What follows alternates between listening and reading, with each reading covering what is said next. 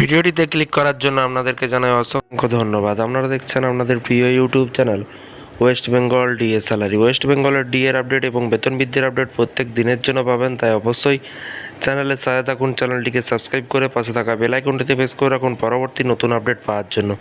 বাংলার ডিএ মামলা নিয়ে কিন্তু বিরাট আপডেট। সুপ্রিম কোর্টে শুনানি কিন্তু কখন? সরকারি কর্মচারীদের জন্য নতুন খবর আসলো। ভিডিওটি সম্পূর্ণ দেখুন।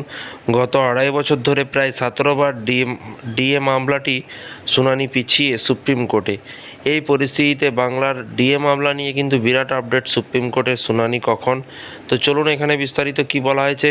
আজ বুধবার পশ্চিমবঙ্গের রাজ্য সরকারি কর্মচারীদের মহার্ঘ ভাতা মামলাটি সুপ্রিম কোর্টে উঠতে চলেছে। এর পাশাপাশি কি বলা হয়েছে? বলা হয়েছে সেই দিকেই কিন্তু এখন নজর সকলেই। এবং গত 2.5 বছর ধরে প্রায় 17 বার কিন্তু ডিএ মামলাটি শুনানি পিছিয়ে সুপ্রিম কোর্টে। বুধবার কখন মামলা উঠতে পারে সুপ্রিম কোর্টে, চলুন বিস্তারিত জেনে নেওয়া যাক। এখানে বলা হয়েছে, দেখতেই পাচ্ছেন বুধে কখন মামলা উঠবে। আজ দুপুর 2টো নাগাদ কিন্তু রাজ্যের ডিএ মামলা শুনানি রয়েছে। এবং এর পাশাপাশি বলা হয়েছে যে সুপ্রিম কোর্টে বিচারপতি সঞ্জয় করল এবং বিচারপতি মনোজ মিশ্রের বেঞ্চে কিন্তু এই মামলা শুনানির জন্য উঠতে পারে।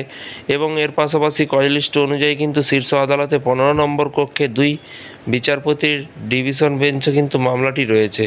সিরিয়াল নম্বর 40-এ রয়েছে কিন্তু মামলাটি। 40 নম্বরে ডিএ মামলাটি আছে। এর আগে সুপ্রিম কোর্ট জানিয়েছিল যে এই মামলার দীর্ঘ শুনানির প্রয়োজন রয়েছে। এইদিকে confederation of state government employees সাধারণ সম্পাদক মলয় মুখোপাধ্যায় জানিয়েছেন, বুধবার দুপুর 2টোয় বকেয়া ডিএ মামলা শোনার কথা আছে।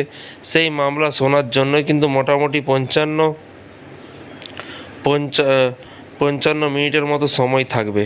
তো ফ্রেন্ডস, তারপরে দেখুন এখানে বলা আছে সেই মতো কিন্তু আজ শুনানি হয় কি না সেটাই কিন্তু দেখার পালা।